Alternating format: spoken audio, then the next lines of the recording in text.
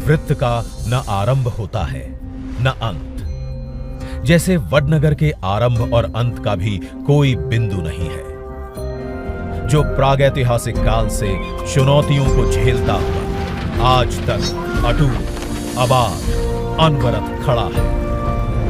इसकी नींव 2500 वर्षों से भी अधिक पुरानी है। सिंधु सरस्वती सभ्यता के बाद महाजनपदों की स्थापना हो रही थी। उसी समय वडनगर जैसे छोटे नगरों की शुरुआत भी हुई थी। उस समय इसका नाम था आनर्तपुर। रूपेण नदी और कपिला नहर से सदा पूरित जल राशि के निकट ऊंचे टीले पर बसी बस्ती के नागरिक 5वीं सदी ईसा पूर्व से अपने कच्चे पक्के घरों में रहते। यूनानियों के आने के बाद बक्ट्रियन ग्रीक्स ने इस क्षेत्र को ले लिया। 2री सदी ईसा पूर्व से लेकर 1ली सदी ईसा पश्चात तक यूनानी राज के निशान यहां उनके सिक्कों में दिखते हैं। उस समय यह नगर जाना जाता था आनंदपुर के नाम से। शक संवत यानी प्रथम सदी में क्षत्रप और सातवाहन वंश के बीच इस क्षेत्र के अधिकार को लेकर काफी खींचतान चली। तब यहां पक्की ईंटों का परकोटा पुरानी प्राचीर के ठीक ऊपर बनाया गया और नगर परकोटे की जगह तक बरकरार रही, जिसे प्लम्ब लाइन कहते हैं।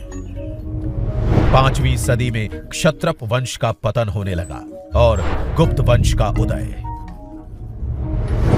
फिर 8वीं से 10वीं सदी में गुजरात राष्ट्रकूट, प्रतिहार और चावड़ा शासकों के हाथ चला गया। अब मजबूत सड़कें और विस्तृत परकोटा आनर्तपुर नगर में दिखने लगे। जल व्यवस्थापन के नए इंतजाम होने लगे।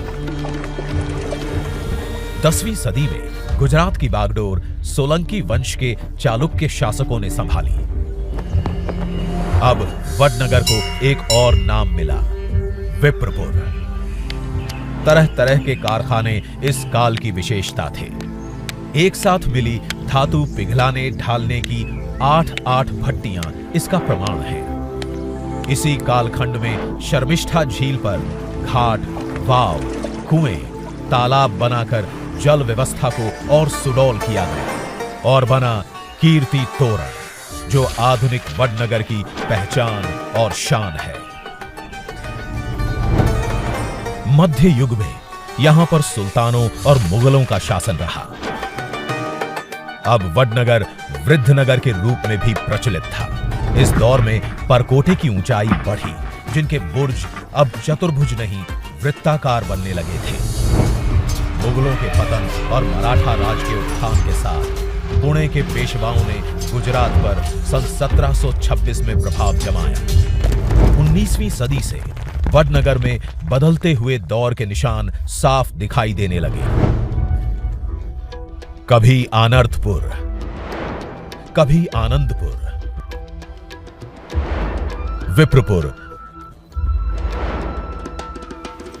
वृद्धनगर और फिर वडनगर के नाम से जाने जाने वाली इस नगर की पुरातनता आज आधुनिकता से साक्षात्कार कर रही है। तो आइए दुनिया को भी साक्षात्कार कराते हैं वडनगर की इस भव्य विरासत से।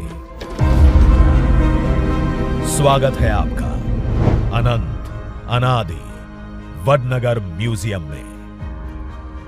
भारत का सबसे विशाल आर्कियोलॉजी एक्सपीरियंशियल म्यूजियम, वो भी जीवंत एक्सकेवेशन साइट के साथ।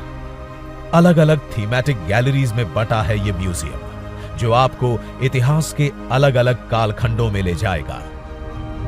आपका स्वागत होगा ओरिएंटेशन गैलरी से। सिटी गैलरी में आप देखेंगे वडनगर शहर का उद्गम और विकास कैसे हुआ।